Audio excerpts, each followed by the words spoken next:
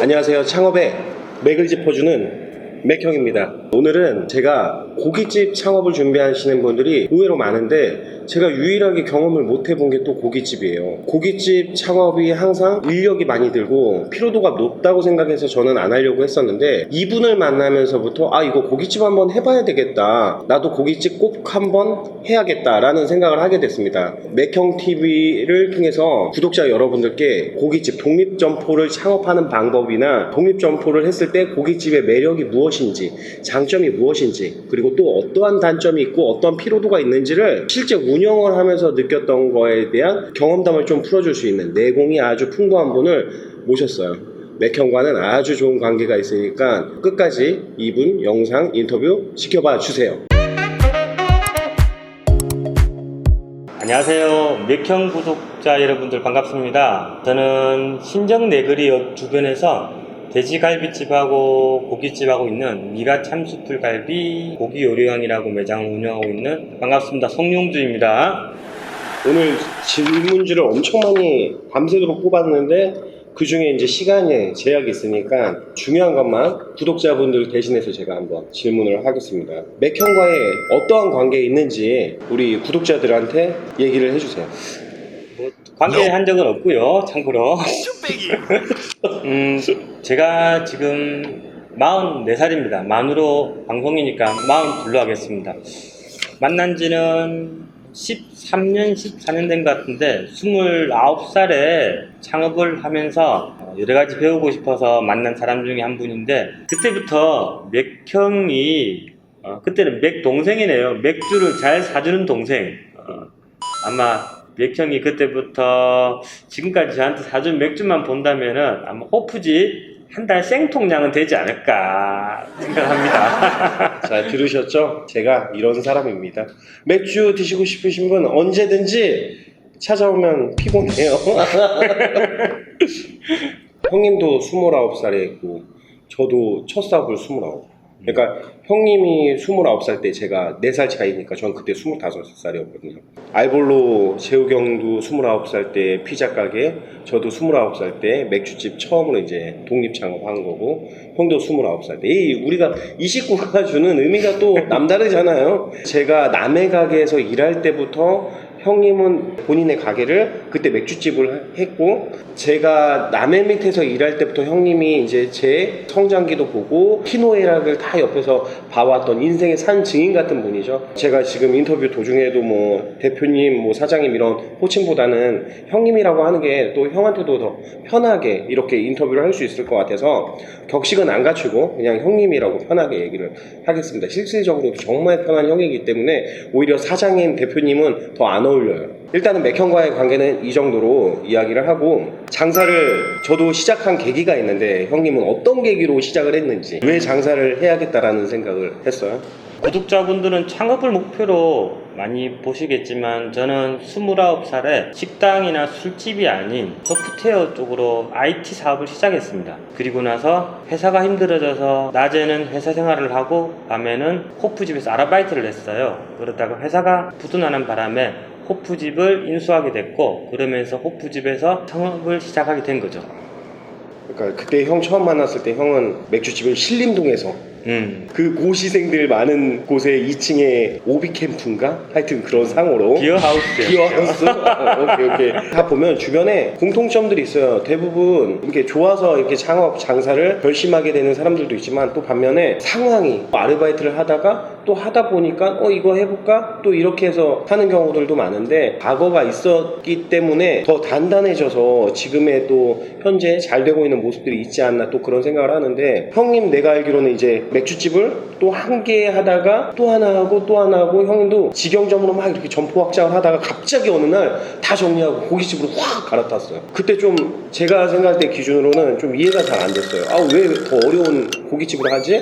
라고 생각했는데, 형님한테는 술자리에서는 이런 얘기는 해보지 않았는데 오늘 처음으로 제가 구독자분들도 궁금해 할 것 같아서 맥주집을 하다가 고깃집으로 전향하게 된 이유를 한번 알고 싶어요. 술집을 하면 새벽 5시까지 있어야 된다는 일보다는 약간 강박관념이 있죠. 그러다 보니까 밤일이 아닌 낮일을 하고 싶었고 낮일을 하는 도중에 어떤 걸 할까 찾아봤는데 아는 지인분이 그 당시에 돼지 갈비 프랜차이즈를 했었어요, 대표로. 그러다 보니까 좋은 조건이라는 말에 프랜차이즈 모모 갈비집을 시작하게 됐죠. 아하. 그러고 나서 막상 장사를 시작을 했더니 수입 구조가 너무 형편없는 거예요. 아.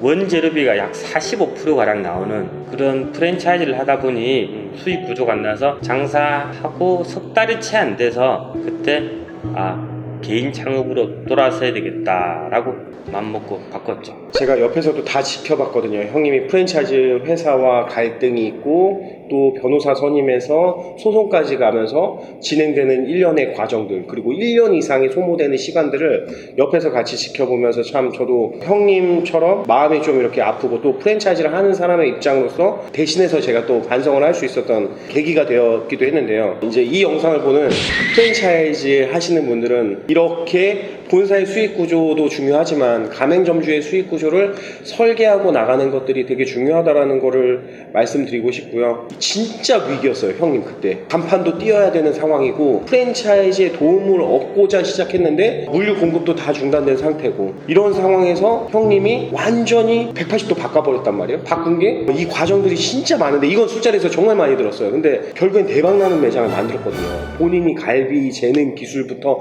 다 어디서 배워와가지고 본인 개인의 상호를 달고 진짜 위기를 말 그대로 기회로 만들고, 식자재 코스트도 45%에 육박하는 거 30%까지 꾹꾹 눌러서 맞춰가지고 더 많은 재료를 세팅했는데도 30% 정도밖에 안 나오는 30% 초반대 식재료 코스트를 형님이 유지를 하고 계셨거든요. 그래서 이런 것들이 이제 사람들이 많이 올 수 있는 이유이기도 했는데, 형님한테는 엄청난 또 노하우가 있을 것 같아요. 내공. 그걸 한번 들어보고 싶어요. 그러니까 그 위기를 기회로 만들게 된 거, 그리고 또 고깃집을 하면서 생긴 형의 노하우 좀 이야기를 해주셨으면 좋겠어요. 이 부분이 구독자한테 가장 필요한 부분 같아요, 제가 생각해요. 먼저 고깃집이라고 얘기하면은 일반적으로 생고기를 파는 고깃집은 선술집이라고 표현할게요. 반 술집이라고 생각하면 되겠죠. 하지만 돼지갈비집은 반 술집이 아닌 외식으로서, 아니면 회식으로서, 아니면 모임으로서 자주 가는 공간이 되겠습니다. 갈비를 프랜차이즈에서 완제품을 납품받으며 시작하다 보니 처음에 개인 창업으로 돌아섰을 때 갈비 맛이 잡히지 않아서 한 1년간 엄청나게 손해 많이 봤을 것 같아요. 수익 구조는 항상 안 좋았었고, 그나마 제가 그 당시에 호프집 또한 운영하고 있었는데 그 호프집이 장사가 좀 그럭저럭 되는 편이어서 거기에서 벌은 걸로 아마 갈비집 다 메꾸지 않았나 싶습니다. 단 1년간 힘들게 영업하면서 그 당시에 돼지갈비 이거 하나만큼은 내가 맛있게 만들어 보자 해서 한 60번의 레시피를 바꿔본 것 같아요. 60번이란 말이 만들기 쉽게 보이는데 갈비는 특성상 만들고 나면은 이틀 후에 먹을 수 있는 숙성 시간이 필요합니다. 그럼 이틀에 곱하기 60번이나 얘기를 한다면 얼마나 많은 시행착오를 했는지 알고 있을 거예요. 지금 같은 경우도 레시피는 비슷하지만 약간의 계절별로, 날씨별로 조금씩은 조절하며 여름에 땀이 좀 많이 났을 경우에서는 조금 더 짜게, 겨울엔 좀 싱겁게, 기타 등등 염도까지 조절하며 당도까지 조절하며 평탄한 맛을 유지하려고 계속 노력하고 있습니다.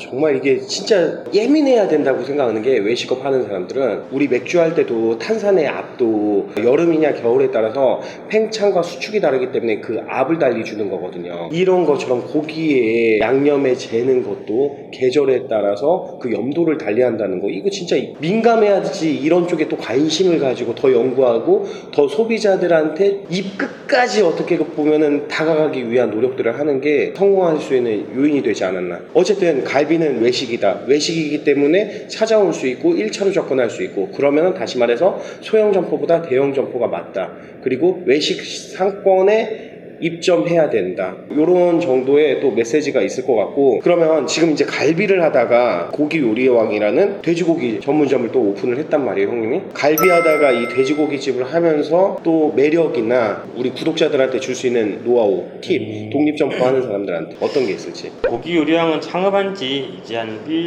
한 3, 4개월 남짓 된 듯합니다. 이 고깃집은 세상에 없는 고깃집을 만들어 보자는 취지로 장점들이 있는 매장들의 많이 봐왔던 벤치마킹했던 매장들의 장점들을 섞어서 만들어 봤는데 세 가지를 함축할 수 있을 것 같아요. 첫째는 고기를 다 구워준다라는 거. 초벌도 아닌 완벌 상태를 손님 앞에서 시작부터 끝까지 다 만들어준다라는 거. 두 번째는 약간의 데이트를 할 수 있는 음악이 들리는 바가 있는 독특한 컨셉 유지해줬고, 예, 맥주집 사장님이었으니까 또 그런 인사이트가 난 거죠. 네. 고깃집에 극한된 메뉴만이 아닌 뭐 나가사키 짬뽕이라든가 차돌박이탕, 새우장 같은 메뉴가 있는데 이 메뉴가 고기를 먹다가 느끼하거나 물렸을 때 소주 한 잔 더 먹고 싶을 때 생각나는 메뉴가 들어있다 보니 여기서 고객의 만족도가 되게 좋지 않을까 생각합니다. 저도 음식에는 궁합이 있어야 된다고 생각하거든요. 샐러드 전문점에 브레드가 없으면 안 되고, 고깃집에 냉면, 뭐 육삼냉면처럼 막 싸서 먹는 거, 그러니까는 찬 음식이 있으면 따뜻한 음식, 그러니까 이게 보완제와 대체제가 분명히 존재해야 되는데 그게 궁합이라고 생각해요. 그런 부분에 대한 이야기 주요했기 때문에 또 매출에 일조하고 있다. 이런 부분들은 또 구독자가 인사이트 느끼셔서 메뉴를 구성함에 있어서 참고하시면 되게 좋을 것 같고, 첫 번째 이유에 저는 고깃집에 포인트가 또 숨어 있다고 생각해요. 직접 구워준다. 비싼 인건비가 있기 때문에 줄이려고 하는 게 아니라 오히려 더 푸시해서 더 서비스 하려고 하는 부분들. 누가 가면 막내가 고기 굽는데 또 그러다 보면 고기 잘 굽는 사람 또 굽게 되고, 대화를 하는 데 있어서 좀 집중이 안 되는 부분들도 있는데 누가 구워주면 더 많이 먹게 되거든요. 사실 옆에서 이렇게 구워주면은 먹는 즉시 또 구워버리고 하니까 또 잘 구워서 맛있잖아요.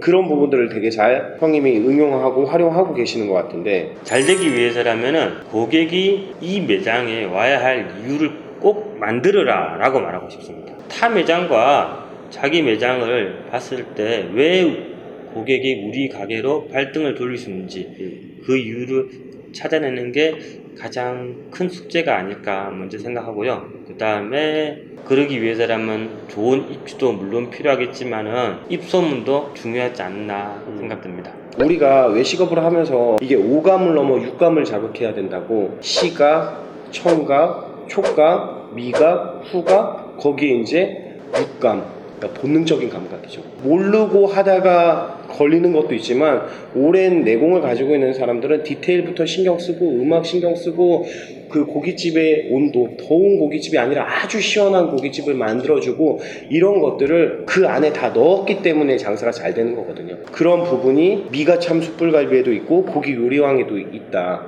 저는 그래서 내공이 있기 때문에 가능한 거다라고 생각을 하고 있고, 형님께 이제 가장 궁금한 게 그럼 얼마 파는데, 얼마 남는데, 그러니까 이런 것들 사람들 되게 많이 궁금해 할 거예요. 저번 달 기준으로 한 7,100 정도 팔았네요. 고기 요령. 그러면은 평수가 30평 초반입니다. 30평 초반이고 월세가 어떻게 되죠? 370만 원. 370. 근데 7천을 팔았다. 그러면은 7천에 10%가 월세 700인데 월세가 320? 370. 370. 10% 미만으로 쭉 했기 때문에 수익률이 쭉 올라갔을 것 같은데, 그렇게 했을 때 어느 정도의 지금 수익률? 사람들이 고기를 구워주면 인건비 많이 나갔겠구나 라고 생각하는데 매출이 깡패입니다. 결국에는 매출이 한없이 올라가기 시작하면 인건비 또한 맥스에서 더 이상 움직일 수가 없으니까 떨어지게 되는데, 현재 저희 매장에 홀에 서빙하고 있는 이제 인력들이 피크 시간에는 6명, 주방은 2명이 일하고 있어요. 그런데 월말 정산을 내보면 인건비는 20% 초반, 20%, 21% 여러가지 떡값이라든가 성과급 나왔을 때 한 22%까지 올라가고 있고, 월세는 아까 말했다시피 한 5% 초반 정도 나오고 있네요. 재료비는 한 33% 정도로 계산하시면 얼추 맞을 거예요. 그러면 나머지 뭐 이것저것 빼고 이러면 나머지가 제 수익이 되겠죠. 수익이 뭐 어림잡아 못해도 지금 재료비가 33%고 임대료가 5%고 인건비가 22%고 그럼 60%, 기타 공과금 잡비 뭐 그런 게 있겠지만 요것만 더해도 60%거든요. 부가세 더해가지고 뭐 10%를 만들었다고 쳐도 30% 이상의 수익률을 지금 올리고 있는데, 그래서 제가 이거 뭐 고깃집 해야 되는 거 아닌가? 이런 생각도 다시 하고 있는데, 욕심내지 않아요. 매번 이제 정도를 걸어갑니다. 한움을 파야죠. 자, 예, 그러면은 이제 마지막으로 맥형TV 시청하는 시청자분들께 고깃집을 준비하시는 분들이 의외로 많았어요. 저한테 메일 온 것도 그렇고 문의 오시는 것들도 그렇고. 그래서 고깃집 준비하시거나 하고 계시는 분들한테 형님이 하고 싶은 이야기를 한번 해주셨으면 좋겠어요.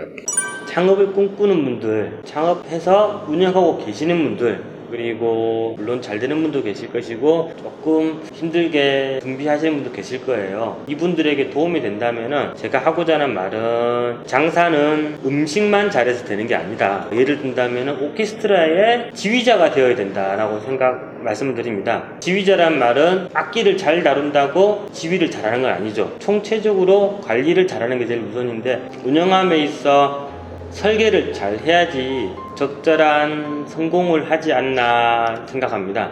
이래서 맥형 채널이 꼭 필요하다 생각합니다. 창업을 맥을 짚어주고 창업자가 창업의 올바른 길로 갈 수 있도록 만들어주는 채널 너무 좋지 않나요? 고깃집을 준비하시는 분들이 이 영상을 통해서 좀 많은 도움이 되었으면 하는데 긴 시간 찍지만 짧은 시간 영상이 편집돼서 나간단 말이에요. 많은 분들께서 더 궁금하거나 물어보고 싶은 분들이 분명히 있을 건데 맥형TV 시청자들을 위해서 하나 선물해 줬으면 좋겠어. 어떤 거 해줄까요? 선물은 궁금해서 프랜차이즈 아니라 개인 점포를 창업하려고 하는 분들께 꿈과 희망을 좀 심어줬으면 좋겠어요. 정말 더 물어보고 싶고 궁금한 이야기가 앞으로 많고 또 고깃집을 하는 사람 내 인생에 멘토가 있었으면 좋겠다 하시는 분들은 그 맥형 이메일 있잖아요. 사연을 적어주세요.